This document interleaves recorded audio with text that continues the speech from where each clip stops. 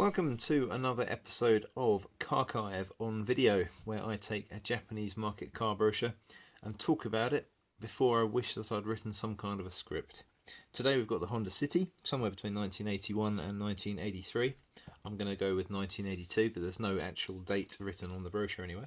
And we start off with the Honda City Turbo, surrounded by oddly dressed chaps who may or may not be the English band Madness. Now I know Madness were involved in the marketing of this and this strange little thing, which we'll get to later on in the early 80s, but I've never seen Madness looking quite like that. So let's move on. So in there, amidst all the Japanese, which I won't even pretend to understand a word of, there are some notable slogans. We've got total aerodynamics with this artist's impression, obviously intended to demonstrate just how totally aerodynamic the car was, with its flush surface, obviously flush apart from the mirrors jutting out from the bonnet there, and the spindly wheels. I suppose some of it was flush. We've got these flush, sort of flush-ish door handles and the flush fuel filler cap, and I suppose the windows probably didn't stick out very far, but yeah, it's not exactly a paradigm of streamlining.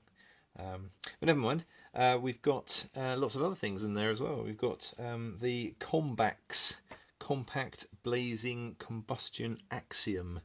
That's a memorable slogan if ever there was one. It's got some hyper turbo going on in there, but no laughing. 100 horsepower available. It's not bad on something the size of that little city. Let's move on to the next page. So in here, obviously, we've got a little bit more sloganing going on. Hyper footwork there, referring to the independent suspension at the front, and looks to be independent at the back as well. There you go. Not bad. But then Honda did like their independent suspension in the 80s. I had a Honda, a Triumph Acclaim, nearly a Honda. That was all independent. Yeah, fascinating story. Anyway, yeah, one of my favourite features on this thing is what I found, Bodysonic. Now, from my research, that appears to be two sort of transducer things built into each of the front seats, which are plugged into the stereo system and send shockwaves through your body in response to the sound from the stereo, creating some kind of a bizarre sort of virtual subwoofer type experience in 1982. Wow, that's what I want in my small city-based hatchback, and no mistake. Sunroof as well, which you would obviously advertise by having a massive fish flying through it.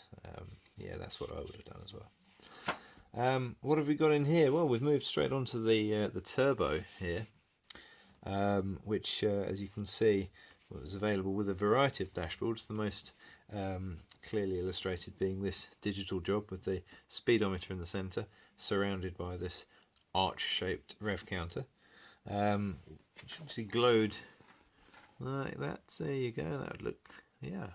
Enjoy sitting behind that and revving my little pocket rocket around the town centre.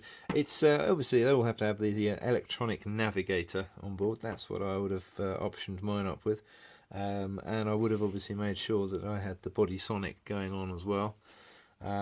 You could have the option of a little tiny, very, very thin Alpine FM only radio. Although looking at that, it appears to be AM only. Who knew? AM only in Tokyo. I thought they were well beyond that. So what else have we got? Well, there's a variety of cubby holes to choose from. Ever the practical thing, you can put 4 cans of Coke in that one. Actual Coke, not Pocari Sweat. That's my Japanese market drink of choice when I go out there, which is like once ever. And here we are, the full range listing from the City Pro F, which is obviously a tropically themed offering, through the Pro T.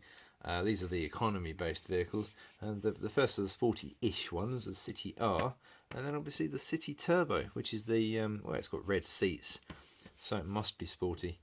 They have a quick look at the ladies, obviously, while we're being, fully equal opportunities here. Japanese brochures are absolutely insane. And it's the back cover is particularly interesting because here we have the Honda Moto Compo. Now, those of you interested in such things, stay tuned for a Carchive special. You saw it here first. Thank you very much.